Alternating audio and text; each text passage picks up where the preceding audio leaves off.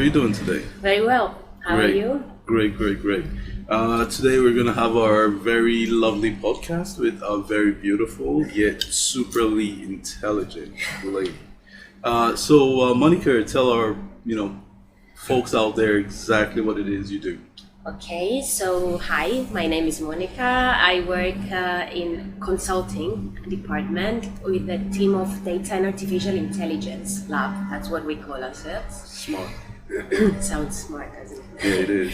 We are a team of 8 men and me. So yeah, not a lot of diversity in gender there. So that's why I am here to speak about women and the need for women in technology. I think that's a very, very, very great thing, especially, we're going to have International Women's Day. So for the guys out there, it's getting closer. That'll be the 8th of March, I think, Yeah. is it? So, yeah. So how are you getting ready for that? Nothing yet, really. We should get ready though. Yeah, I think our better halves will make that happen. So, Monica, tell us a little bit about yourself, your background, and how you got into the space of technology. Okay, so since I was a child, I was always interested in technological subjects. My dad noticed that, and he bought me a microscope and a telescope and a PC. So he was really into getting me to the world of technology. And of course I had my Barbies, don't get me wrong, but I used to take my Barbie into the microscope together to play games. But yeah, I was always interested. I had a PC at home in my room when I was 10 years old.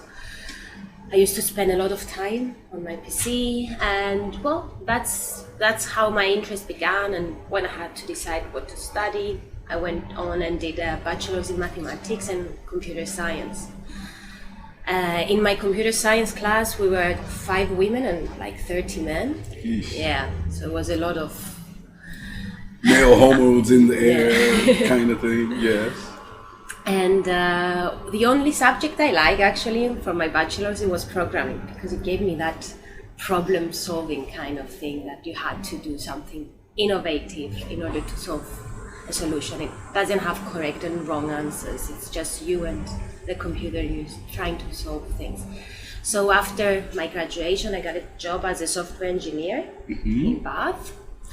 I loved it, but after 3 years, I felt really lonely, because I was spending a lot of time in front of the computer and not so much time speaking to people, and I'm a rather sociable person, so that left me a gap. You know what they say, be careful what you wish for, because you might get it.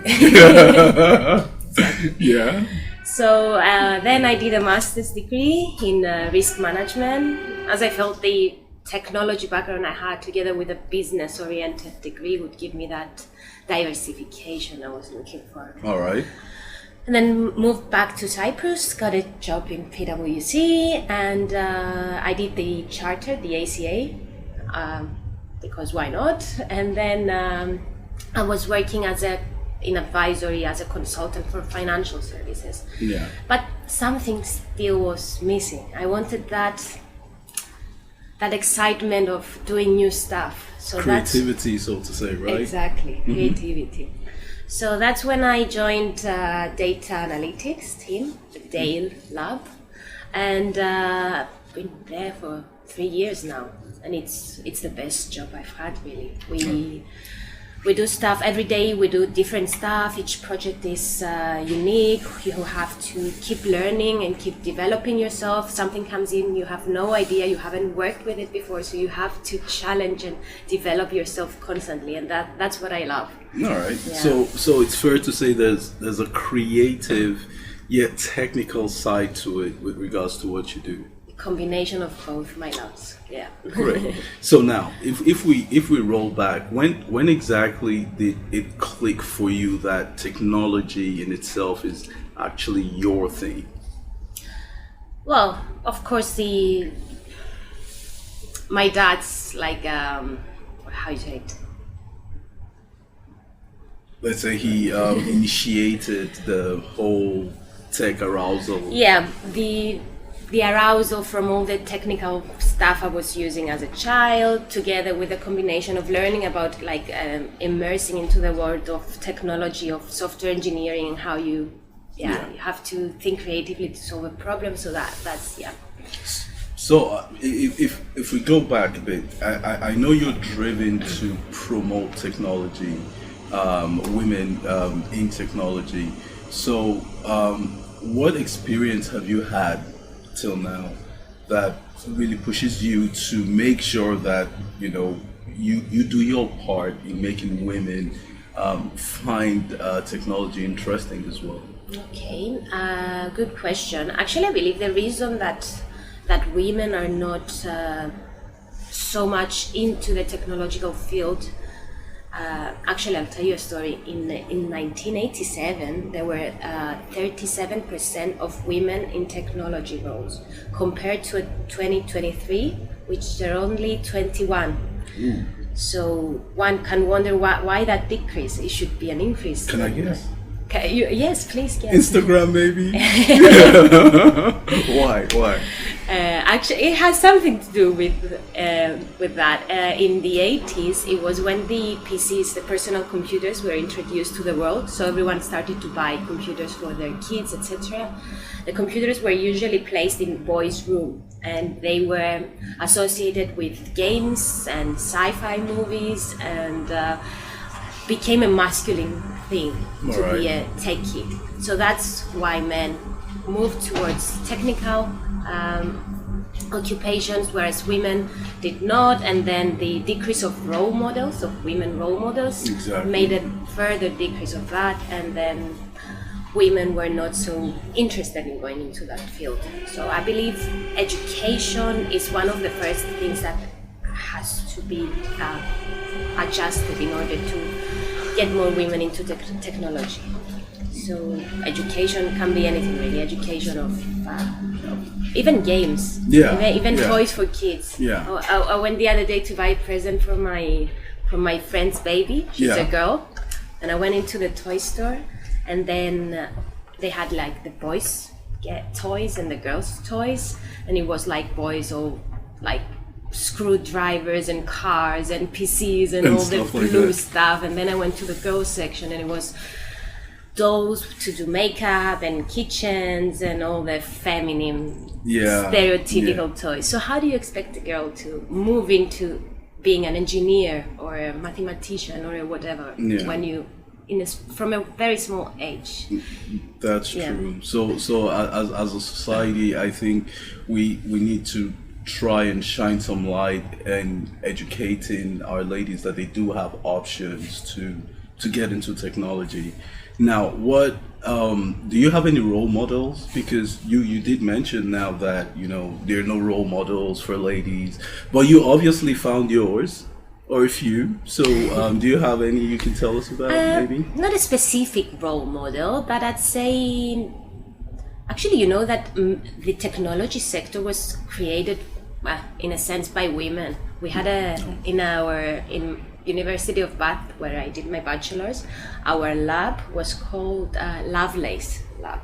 Lovelace was the first woman that developed the computer, if you want to say the computer machine, the analytical, and that was in 1800s or something. So it was a woman ago. And then many more women. Margaret Hamilton was the woman that was in lead of NASA's mission to send Neil Armstrong to the moon. Wow, and I don't even know her, and I know Neil Armstrong. That's not right.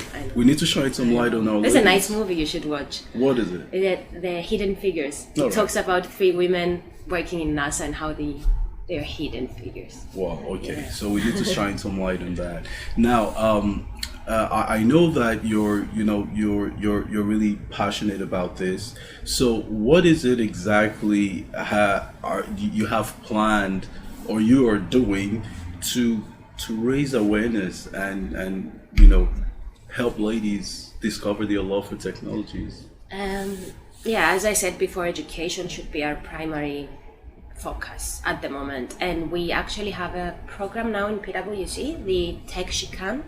It's a UK initiative, which is it's like yes she can, but it's for tech. All right, yes she can. Yeah, tech. Right, I like that. So the purpose is to educate young girls on how technology is affecting several fields, from food, music, fashion, anything really. So it touches various themes, and then the girls are immersed into the world of technology and are more likely to select a job there. But we are currently doing that with PwC's foundation. Nice. We are visiting schools to do that, and we're not doing it only for girls though, because UK's Tech She Can moved towards being Tech We Can, to be more inclusive, to include boys as well, because we do need boys. Yeah, we don't want to be left behind. And besides, I'm into technology as well, so why not just be inclusive? All right. So now, what exactly does this entail? This, the Tech We Can that you're we're promoting here in Cyprus through PwC's foundation. What exactly do you guys do in just a little bit detail as you can? So we visit schools. It's a 2-hour session. We have 14 different subjects to teach from, and we visit schools. It's for years 10 to 13, and it's an interactive lesson really. It's not a lecture. So we ask kids to do exercises. We bring some role models in order to talk to them. We use like AR and VR stuff. Wow, gamification, that works. That's really so cool. You have to make it interesting for the children, right? They're gonna get bored for 2 hours when you're talking to them. So Inside, I'm a child as well, so it'd be nice to pass by and get some of that, VR stuff and explore it further. Now, for you, because you just said you're in the department with 8 guys and just you being the only lady, and in university you were 3 ladies with like 30 plus something guys. So how has that feeling been for you? Being surrounded by too many guys and just being, one of few women in technology, how has that felt on the inside? Wasn't feeling bad, because I could find more common interests with men and with the women in my course than other people. So we had more interest. So it's not really a gender thing. It's more like having that kind of diversity into the classroom and work. Yeah. So for example, now currently in my team, we are a very diverse team. We have Andreas, who is an astrophysicist. Yeah, I like Andreas. He's pretty smart. We have business backgrounds and computer science and all kinds of stuff. And you need that kind of diversity in order to approach the problem for different angles. So depending on the problem, we have different people who can touch that. So imagine if we had, women, and having the gender diversity as well. Diversity of ideas, diversity of thinking, and problem solving, which is actually statistically proven that you get more profitable results if you have that kind of diversity. That's something definitely we are about in PwC. I mean, we've got lots of people from different backgrounds, and we put them all together in a team. And I think lots of companies out there can learn from us with regards to the inclusion and diversity, because it's something we're doing. Not really shouting out PwC, but I am, because it's the fact. Now, if we look at everything that has been done till now with regards to technology, and the need to have women in technology, it's really important. Now, as a woman, what would you say that women bring to technology that we could use more of as men? Definitely the different perspective, that they look things from a more, I wouldn't say they're more creative, but they definitely look at the problem from a more creative side. And they have more attention to detail, and I think a bit more creativity, attention to detail could definitely go a long way in solving problems and being more innovative. Now, what would you say other than the foundation, because I think that's a great stuff and you're going to touch lots of lives. Hope so. No, definitely you will. Other than the foundation, what would you say has been your greatest personal achievement in technology for now? Hard question. Personal achievement. I know one of yours, yes. You have that one with the AI, because the other time I was like wondering, I keep seeing AI everywhere, and that write-up that you had, I think that was brilliant. I mean, the article. Yeah, the article was so cool. I loved writing that. Actually, if I don't explain something simply, I don't understand it. Yeah. So I have to make it like a story for kids. So yeah, ICAW approached me to write an article on what artificial intelligence is, which I had like an idea, broad idea, but it wasn't like structured. Maybe you had a very technical, difficult idea. And I could definitely not explain it to someone simply. So in order to go into that and having to explain stuff so that people with no technical background would understand it, was a challenge. And they asked me to do another year of articles. Was the most visited article of the year, actually. See, and so, that comes from a woman. So guys, you need to put up your game. You got Monica in the house. So now, if we just touched a little bit about some few things on what I want us to look into is how can we make our women see that there's actually fun in technology. What is it about technology that they can see to be something fun? So what do you think? Yeah, well, first of all, you have to remove the bias of what technology is, the bias of thinking technology with a guy with a hoodie on in a dark room with 4 screens in front of him and like typing code. Technology, with maybe some chips and Coca-Cola next to him or something. So that's the perception people have about technological fields. So we have to move away from that. We have to educate people. We have to show them that technology will eventually take over the world. So you're either part of it or you're gonna just be extinct. Yeah. Really, not soon, but eventually. Yeah. So for women, definitely we should provide them with opportunities to understand what technology is and how they can do stuff using technology. But one thing I see is for that to happen, it's very important that women have more sponsors, right? And advocates who really push, and role models. I see you as a role model. Thank you, Larry. Nice. I think you're going to inspire a couple of kids with PwC Foundation. What's your take on that? Do you think we have enough sponsors for women in technology? We do not. We are in the process of making more women as role models. There was an increase of 2% of women going into technology fields in the past years, and it was COVID as well. So it's that's quite interesting, isn't it? Yeah. Women, in order to work in technology, they need. Well, first of all, they need flexibility. Women eventually will become mothers, some of them. Yes. So they need authority and ownership of their tasks in order to be able to manage their time effectively, and in order to help them become a role model for a younger generation of women. So yes. I think that's very important, and inevitably we definitely had to get there where we talk about flexibility, we talk about ownership, we talk about authority. Now, on the space of flexibility in PwC, I mean, it's known all over the world now. We do have flexible working hours, and I think it's really great to have that.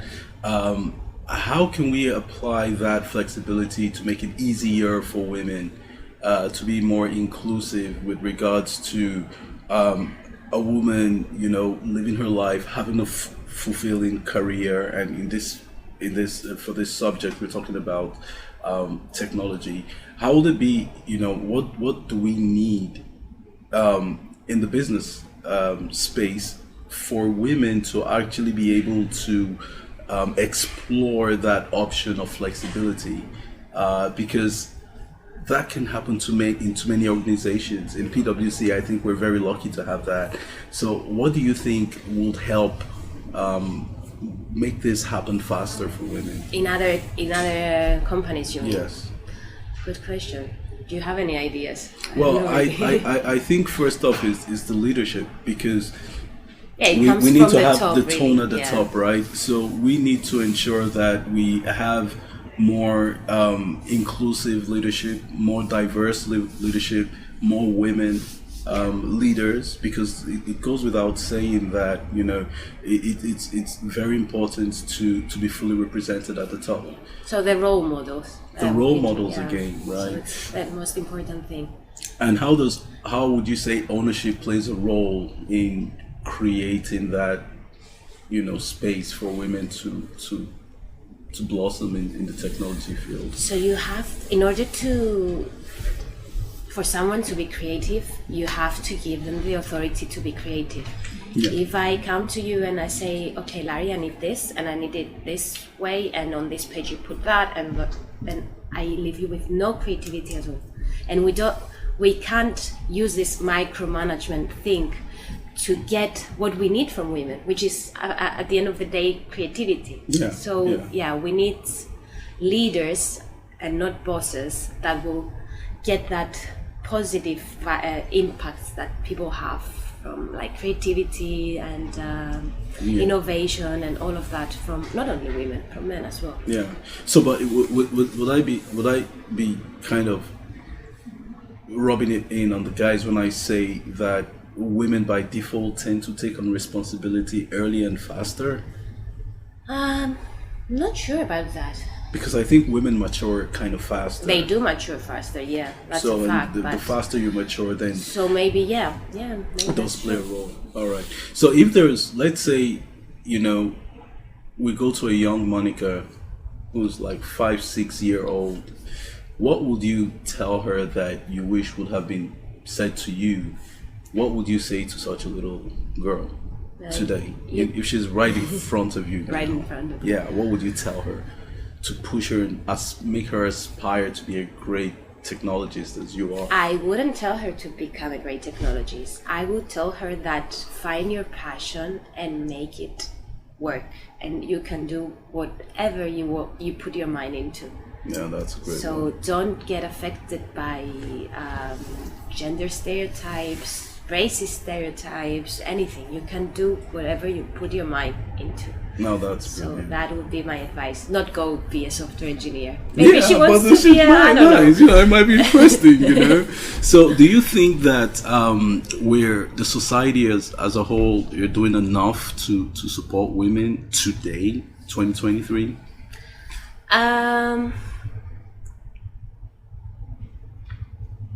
There's definitely more stuff to happen. Yeah. They help women, like they attract more women talent, and they provide these educational opportunities. But the problem is not in the getting in. The problem is when you advance in your career. Yeah. We don't see so many women in executive jobs in technology having this diversity. Yes. So the thing that has to change is later on. Later on, and later on also you do have, you know, cases where maybe, you know, the woman might have to have kids, but she's still interested in her career, and so, you know, we really have to make sure that it's fair and everyone has a chance to bring what they have to the table. All right, nice. Now, do you have any funny story of something that's happened to you in technology? Funny story. Or life generally, or your journey to becoming yourself as you are today? Funny story.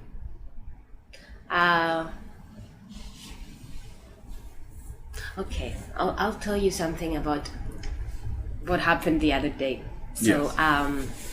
I was 10. I want to say how technology advanced in a couple of years, and I'll tell you 2 examples to understand that. Yeah. So I was 10 when I first got a PC at home, and I used to like be all day on my PC. like take out the telephone line, put in the computer's line in order to connect to the. Yeah, my mom. Exactly. Yeah, it wasn't. And my mom was like, "No, I want to use the telephone. Like, I'm on the internet right now." Yeah, so that's how we joined in 2000s. Yeah, I remember. We used to connect to the internet, and I had my MySpace profile. Oh, it was beautiful. I was designing it, and I can't find it now. They removed it completely. Yeah, it's sad. At least thank God it was not bitcoins or something you had back then. You'd have lost all those millions. But yeah, let's go on. So that's how technology was in the thousands, and now 20 years later. Have you heard about ChatGPT? No, I love it. Yeah, I love ChatGPT. I think it's pretty smart. Yeah, it's an AI algorithm that's using trillions of data to train itself. Wow. And this data provide an answer to anything you ask it, really. So I asked it to write a story about my family being in a forest and doing, I don't know, adventures. So it forest stuff. Yeah. Forest stuff. I even asked it to write questions about this podcast, and it did. And I sent my grandma. I asked it to write a poem for my grandma, and I gave it details, etc. And it wrote a poem for my grandma, and I sent it to her. She still sent me heart stickers on Facebook. So yeah, and imagine we were here, and now we're here, and the road now is only upwards. We're on the lower end of the exponential curve. Yeah. You're gonna do a curve later. Yeah, we're gonna go down. But maybe we'll go down, we'll just stay up, hopefully. Yeah, so the world in 20 years will be nothing like we know it today. They say that from 2019 to 2029, there's gonna be 11% new jobs, 500,000 new jobs that you haven't heard before.